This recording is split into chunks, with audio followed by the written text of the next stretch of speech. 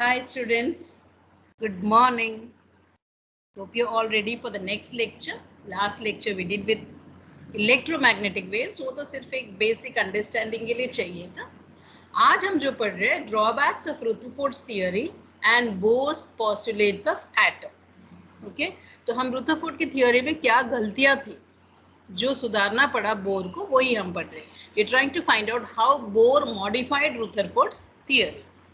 अब रुथरफोर्ड्स थियरी कहता है कि the nucleus is at the centre of the atom and electrons revolve around it. Okay, what does the theory say? That nucleus is at the center of the atom and electrons revolve around it. और ये हमें ये concept पता भी है कि हम जानते हैं कि nucleus is at the center, electrons revolve around it. But the question is, how are the electrons distributed? क्या सारे के सारे इलेक्ट्रॉन एक ही ऑर्बिट में है? Are they all in the same orbit? We do not know. The next question is what is their energy?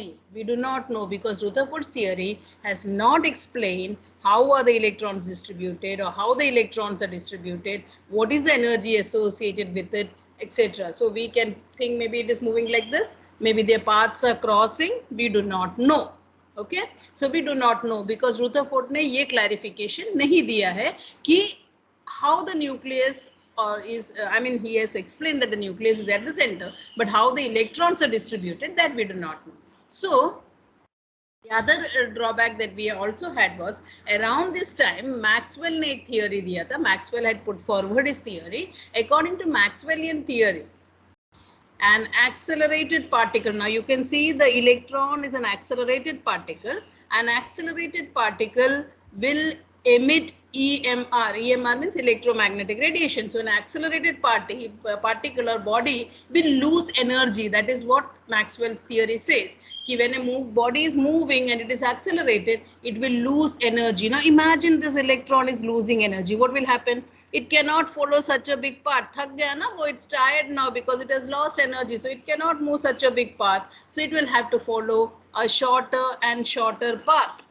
Okay, so what will happen is it will follow a shorter and shorter path. It starts from this big orbit, then it's going through a smaller orbit and then a smaller orbit. So it follows a spiral path because Maxwell's theory says moving body should lose energy, and if it is losing energy, it cannot follow such a big path. So it will move through a spiral path. And finally, what will happen?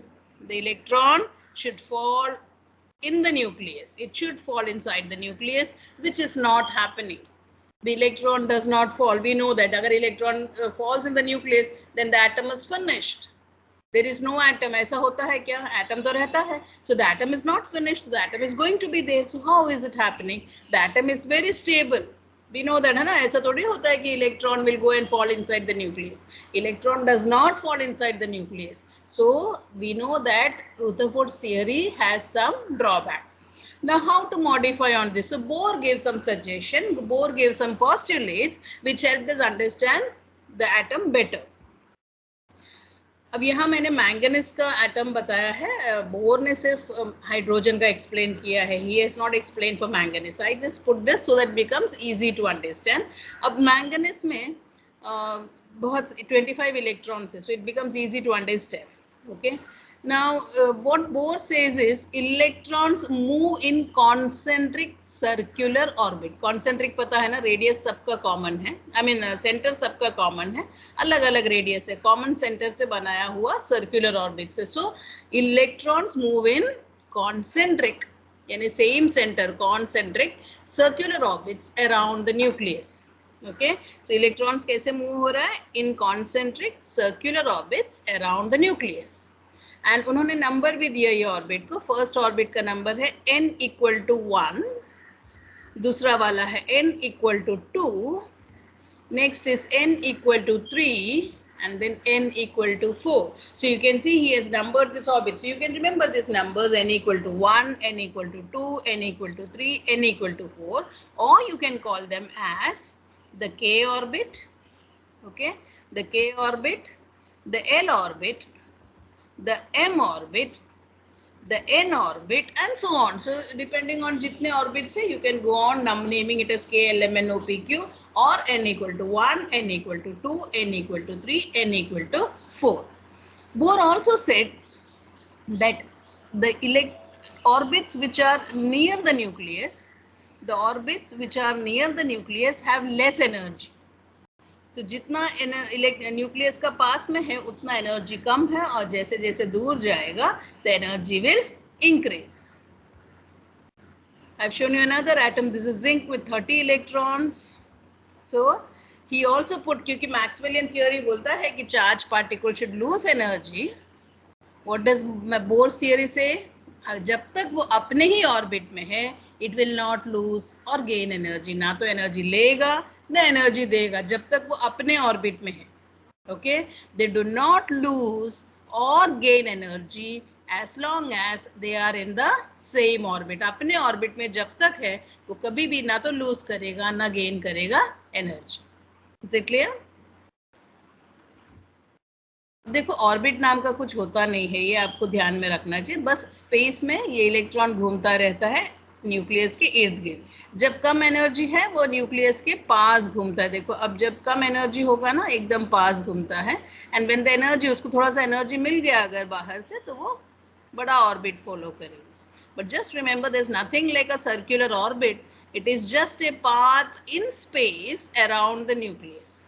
Energy मिलने पर वो bigger orbit trace करेगा. Okay, so that means an electron can gain energy, but when it gains energy, what will happen? It will go to the next orbit, और उसके ऊपर का orbit. जितना energy मिला उतना दूर जा सकता है, पर वो एनर्जी का भी कोई वैल्यू है. अब देखो, यहाँ पे ये फर्स्ट ऑर्बिट है. हम जानते हैं कि फर्स्ट ऑर्बिट में एनर्जी बिल्कुल कम होता है और सेकेंड ऑर्बिट में एनर्जी ज्यादा होता है. So let us just see, first orbit में सपोज एनर्जी E1 है, E1, और सेकेंड ऑर्बिट का एनर्जी है E2. अब मैं सोचती हूँ E1 में उसका एनर्जी समझो 100 किलो जूल्स है, और E2 में उसका E2 इज 200 किलो जूल्स. तो उसको कितना एनर्जी लगेगा अगर E1 से E2 में जाना है? वो डिफरेंस उसको मिलना चाहिए ना. 100 है पहले वाले में, 200 है नेक्स्ट वाले में, so it should get 100 more kilo joules. अब समझो उसको 100 नहीं मिलता है, 50 मिलता है, तो क्या वो आधा रास्ता जा सकेगा? नहीं जा सकता. It can not go half way. उसको पूरा 100 मिला तो ही वहां जा सकता है, क्योंकि वो ऑर्बिट जो है, डिस्टेंस जो है स्पेसिफिक है. इट कैन नॉट टेक 50 और यहाँ तक जाए, 75 और यहाँ तक जाए, ऐसे नहीं होता है. वो एग्जैक्ट डिफरेंस मिला तो ही it can move into the next orbit. Okay, difference is known as delta E. And what is delta E? Delta E is E2 minus E1. इतना एनर्जी मिलने पर ही वो जा सकता है नेक्स्ट ऑर्बिट में, वरना वो नहीं जाएगा. Okay, then delta E is also given as h nu, where h is a constant which is known as Planck's constant. ये हम आगे पढ़ेंगे. And nu, you know, is the frequency of radiation. तो आप देख रहे हैं यहाँ पे ये इलेक्ट्रॉन को क्या हो रहा है, वो एनर्जी लूज कर रहा है एंड फर्स्ट ऑर्बिट में गया. It can gain energy and move into the next orbit. Okay, so when it loses energy, same, जितना 100 लूज किया तो पहले वाले में चला गया, 100 गेन किया तो दूसरे वाले में चला गया. 100 is just a number I am telling you, that will not be the energy. Okay, so delta E is equal to h nu, और nu is equal to, ये तो सिंपल मैथमेटिक्स है, डेल्टा E अपॉन h, या delta E substitute किया तो nu is equal to E2 minus E1 upon h. E2 minus E1 upon h, इसको कहते हैं बोर्स फ्रीक्वेंसी रूल, क्योंकि फ्रीक्वेंसी कितना होना चाहिए वो रेडिएशन का, that is given by E2 minus E1 upon h. तो ये जो रेडिएशन अभी आ रहा है, जिसको ये लूज कर रहा है, यहाँ पे वो लूज कर रहा है, that radiation should be equal to E2 minus E1 upon h. That is what Bohr's frequency rule tells us. अब ये ऑर्बिट, ये फर्स्ट ऑर्बिट में ये इलेक्ट्रॉन घूमेगा ऐसे, ये ऑर्बिट का रेडियस कैसे डिसाइन करते हैं, that is also explain by Bohr's theory. Bohr ने कहा कि उसका जो एंगुलर मोमेंटम होता है इलेक्ट्रॉन का, that is given bye mvr, mass into velocity into radius. यानी हम रेडियस कैलकुलेट कर सकते हैं कि इलेक्ट्रॉन का रेडियस क्या होना चाहिए. Angular momentum is mvr. mvr is equal to n into h upon 2 pi. Okay, तो हमको अगर इलेक्ट्रॉन का मास पता है, वेलोसिटी पता है, तो हम रेडियस ढूंढ सकते हैं, क्योंकि that is equal to n into h upon 2 pi. h एक नंबर है, प्लैंक्स कांस्टेंट है, 2 पाई सब नंबर्स है, and n can be 1 2 3 4 5 whatever.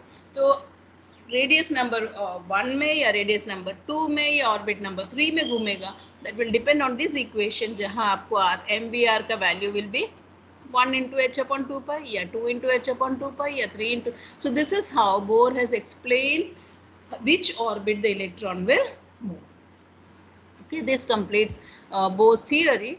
And इनका application जो है ये सिर्फ hydrogen atom and hydrogen like species, यानी जिसमें एक ही इलेक्ट्रॉन होता है, हाइड्रोजन में एक ही इलेक्ट्रॉन है, तो बोर का थियोरी जो है वो सिर्फ हाइड्रोजन या hydrogen like species like lithium जो है उसमें 3 इलेक्ट्रॉन है, 2 इलेक्ट्रॉन लूज होने के बाद इट बिकम्स Li2+, मतलब उसमें एक ही इलेक्ट्रॉन बचा। या फिर हीलियम में 2 इलेक्ट्रॉन है, एक जाने के बाद He1+, उसमें भी एक ही इलेक्ट्रॉन बचा। तो जो हाइड्रोजन के जैसा है जिसमें एक ही इलेक्ट्रॉन है, उसका जो डिस्ट्रीब्यूशन ऑफ इलेक्ट्रॉन है और उसका जो एनर्जी है, that has been explained by Bohr's theory. Okay, thanks a lot, enjoy learning. Okay.